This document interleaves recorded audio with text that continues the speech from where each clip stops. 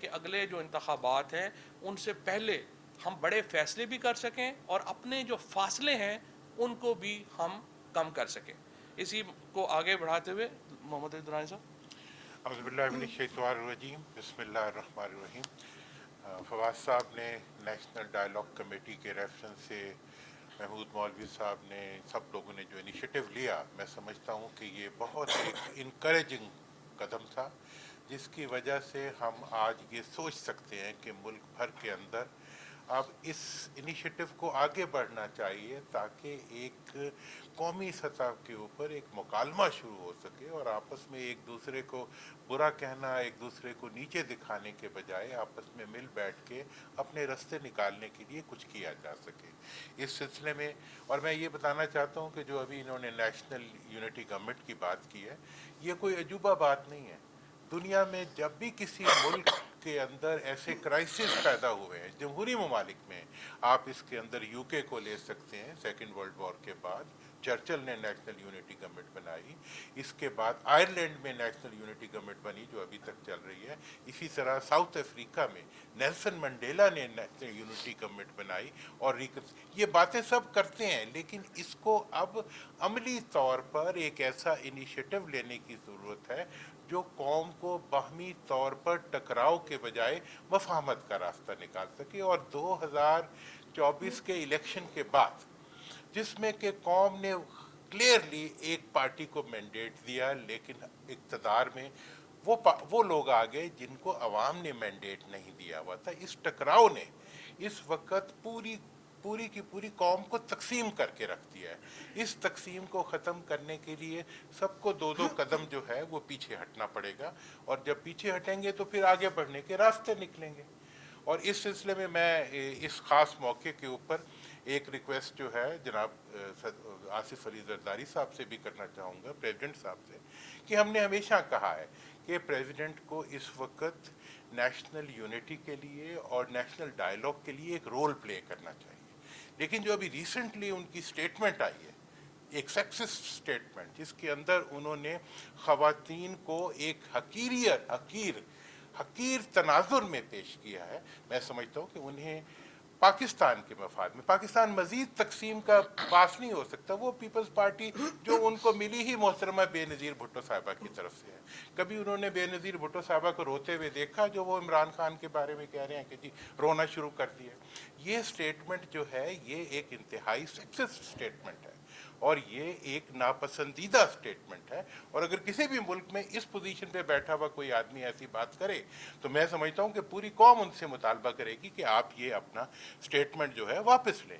تو میری بھی یہی درخواست ہوگی ان سے کہ ہم ان کی اس لحاظ سے عزت کرتے ہیں کہ وہ مفاہمت کی بات کرتے ہیں، لیکن یہ بات جو ہے یہ تو مزید 52% پاپولیشن کو ایلینیٹ کرنے کی بات ہے. اس لیے ان کو اپنی یہ سٹیٹمنٹ واپس لینی چاہیے. اور بالخصوص پیپلز پارٹی جو کہ خود محترمہ بے نظیر بھٹو کی قربانیوں کی، اور پاکستان کے اندر مجھے بتایا جائے کہ آج تک تاریخ میں محترمہ فاطمہ جناح سے لے کے کون سی خاتون ہے جس نے کبھی رونا کیا ہے ان کے سامنے.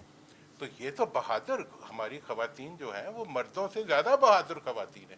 لہٰذا اس سٹیٹمنٹ کو ہم نوٹس لیتے ہیں. یہ نہیں کہ یہ کوئی ٹکراؤ کی کیفیت ہے، یہ ایک ایسا اقدام ہے جو کر کے وہ اس غلطی کی اصلاح کر سکتے ہیں، اور قومیں غلطیوں کی اصلاح سے ہی آگے بڑھتی ہیں اور اس کے علاوہ اور کوئی راستہ نہیں ہوتا. اور جہاں تک یہ آخر میں نیشنل گورنمنٹ کے ریفرنس سے یہ کہنا چاہوں گا کہ نیشنل گورنمنٹ کے اندر جن اصلاحات کی ضرورت ہے، انتخابات سے متعلق، بلدیات سے متعلق، این ایس سی سے متعلق، جب تک یہ ہوئیں گی تبھی ملک آگے بڑھے گا.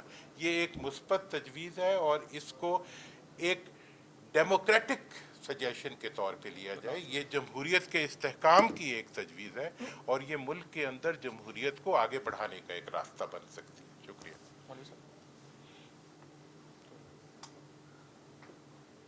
دیکھیں ابھی ہم نے جو فواد چودھری صاحب بات کر رہے تھے نیشنل گورنمنٹ کی، اور ہم نے سب نے مل کے سینسس کیا تھا کہ جی اس ملک میں نیشنل گورنمنٹ ہونی. اس کی وجہ کیا ہے؟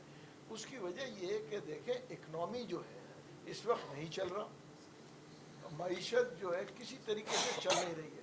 دوسری آپ یہ چیزیں دیکھیں، مہنگائی عروج پہ جا رہی ہے، عام آدمی پس رہا ہے، ہم کتنا بوجھ ڈالیں گے اپنے افواج کے اوپر. ایک طرف جو ہے وہ بارڈرز کے اوپر لڑ رہے ہیں, دوسری طرف فائنینس کو بھی وہی سنبھال رہے ہیں. دیکھیں نا, جو لوگوں سے اکنامی کے اوپر بات کرنا ہے تو دیکھیں ہمارے فیلڈ مارشل صاحب کو جانا پڑتا ہے یہ فنڈز کے لیے, کیونکہ اس کی وجہ یہ ہے کہ باہر کے ممالک جو ہے اس حکومت کے اوپر بھروسہ نہیں کر رہی ہے جو کہ ان کو فنڈنگ کو دے. تو اس لیے فیلڈ مارشل صاحب کو جانا پڑتا ہے جو ہے تاکہ جو ہے رول اوور ہو جائے اور یہ چیزوں کو اکنامی کو بہتر کرنے کے لیے.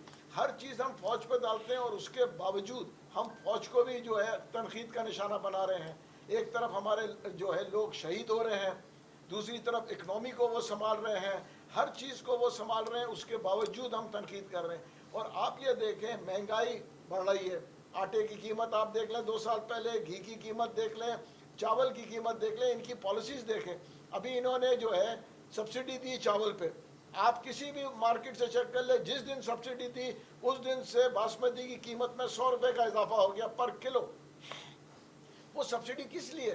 جبکہ عوام کو جہاں ضرورت ہے, عوام چاول کھاتی ہے, اس کو آپ نے سبسڈی دے دی. ان کی پالیسی ان کے سمجھ میں نہیں پڑ رہی ہے کیا کر رہے ہیں. جہاں تک ہم بات کر رہے ہیں کہ جی پی ٹی آئی کی, ان کے بھی سمجھ میں نہیں پڑ رہا وہ کیا کر رہے ہیں. کبھی کہتے ہیں وہ جو فورس بنانے کی بات کرتے ہیں وہ تو پک اینڈ چوز ہے, اس کا مطلب پارٹی کو ڈیوائیڈ کر رہے ہیں. وہ آپ مجھے بتائیں نا کہ پارٹی کو ڈیوائیڈ کر رہے ہیں کہ یہ جہاں, اور آپ یہ دیکھیں کہ جن لوگوں نے حکومت گرائی انہی لوگوں کو اس وقت وہ ہیڈ کر رہے ہیں پی ٹی آئی کی.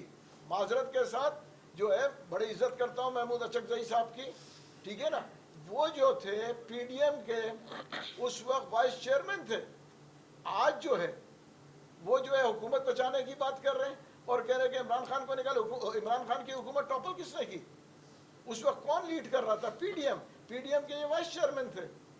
آپ دوسری جگہ دیکھیں نا, یہاں پہ بیٹھ کے لوگ جو کے پی کے میں جو ہے بیٹھ کے تنقید کرتے ہیں علی امین گنڈا پور پہ, جب کوئی بھی شخص جو صحیح بات کر رہا ہے اس کو لوگ غدار اور اس کے اوپر تنقید کرتے ہیں. جو شخص جو ہے ڈیمیج کر رہا ہے پارٹی کو اس کی وہ واہ واہ ہے. سب نئے لوگ ہیں.